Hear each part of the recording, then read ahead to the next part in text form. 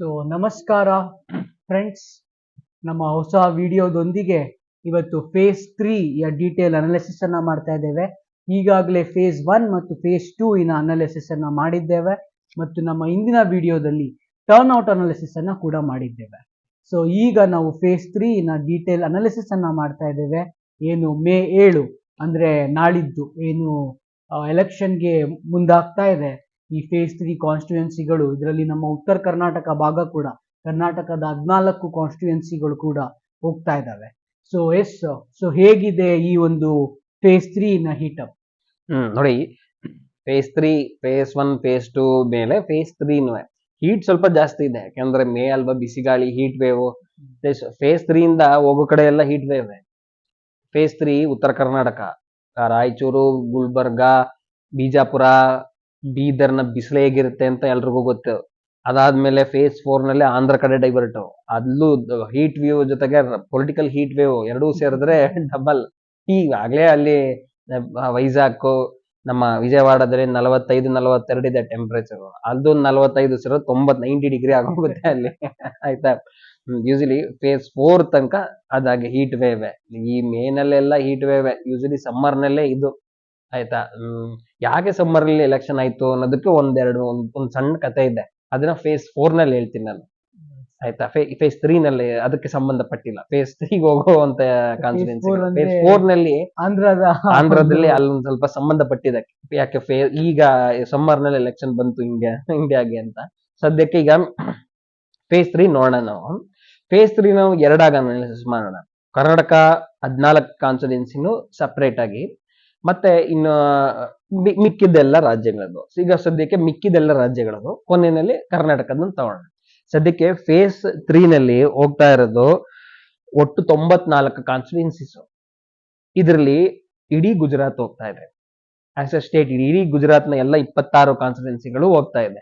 ಇಲ್ಲಿ ಒಂದೇನು ಅಂದ್ರೆ, ಸೂರತ್ ಆಲ್ರೆಡಿ ಗೆದ್ದಾಗೋಗಿದೆ, ಅನ್ಅಪೋಸ್ಡ್ ಎಲೆಕ್ಟ್ ಆಗೋಗಿದೆ. ಕಾಂಗ್ರೆಸ್ ಕ್ಯಾಂಡಿಡೇಟ್ ನಾಮಿನೇಷನ್ ವಾಪಸ್ ತಗೊಂಡಾಯ್ತು. ಫೋರ್ಜರಿ ಅಲ್ಲಿ ಒಂದಷ್ಟು ಜನ ಸೂಚ್ಯರು ಸೈನ್ ಹಾಕ್ಬೇಕಾಗುತ್ತೆ. ಅಲ್ಲಿ ಅವರು ಸೈನ್ ಹಾಕಿಲ್ಲ. ಅದು ಸೈನ್ ಹಾಕಿದ್ರು ಅದು ಫೋರ್ಜರಿ ಅಂತ ಆಗೋಗಿದೆ. ಸೊ ಹಾಗಾಗಿ ನಾಮಿನೇಷನ್ ರಿಜೆಕ್ಟ್ ಆಗೋಗಿದೆ ಕಾಂಗ್ರೆಸ್ ಕ್ಯಾಂಡಿಡೇಟ್.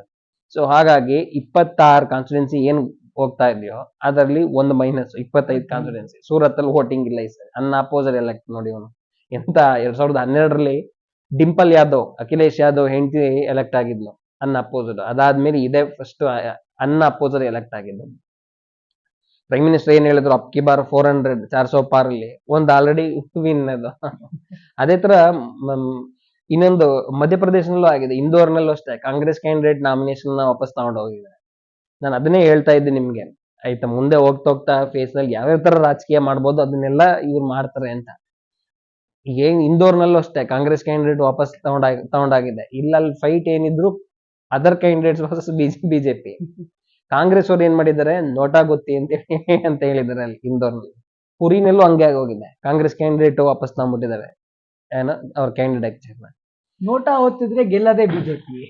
ನೋಡೋಣ, ಅವರೇ ಅಂತ ಹೇಳಕ್ಕಾಗತ್ತಲ್ವಾ? ಯಾಕಂದ್ರೆ ನೋಟಾ ಓದ್ತಿದ್ರೆ ಯಾರು ಸೆಕೆಂಡ್ ಇರ್ತಾರೆ, ದೇ ಆರ್ ದ ವಿನ್ನರ್. ಕರ್ನಾಟಕದ 14 ಕಾನ್ಸ್ಟಿಟ್ಯೂನ್ಸೀಸ್, ಮಹಾರಾಷ್ಟ್ರದ 11 ಕಾನ್ಸ್ಟಿಟ್ಯೂನ್ಸ್. ಅದರಲ್ಲೂ ಮಹಾರಾಷ್ಟ್ರದಲ್ಲಿ ರಾಯಗಢ, ಬಾರಾಮತಿ ತುಂಬಾ ಕ್ಲೋಸ್ ಆಗಿ ನೋಡ್ಬೇಕು. ಯಾಕಂದ್ರೆ ಅಜಿತ್ ಪವಾರ್ ಮತ್ತೆ ಶರದ್ ಪವಾರ್ ಬ್ರೇಕಪ್ ಆದ ಫ್ಯಾಕ್ಷನ್ ಗಳಿಂದ ಶರದ್ ಪವಾರ್ ಮಗಳು ಅಜಿತ್ ಪವಾರ್ ಹೆಂಡತಿ ಚುನಾವಣೆಗೆ ನಿಲ್ಕೋತಾ ಇರೋದು.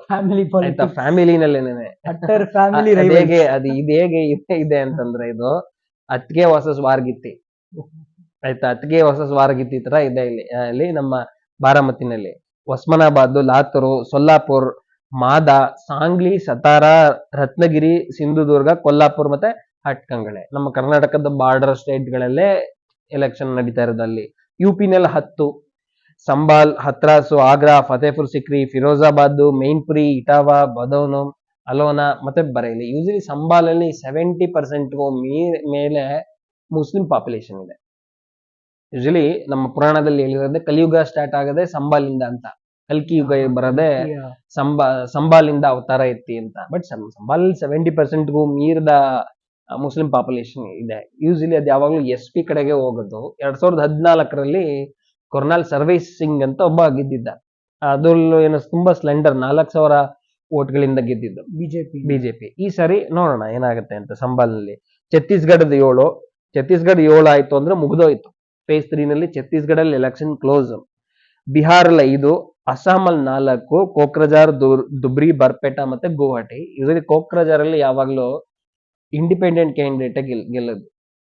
Dhubri Muslim dominated area, Badruddin Ajmal ಸರಿನೂ ಅವನೇ ಗೆದ್ದಿದ್ದು.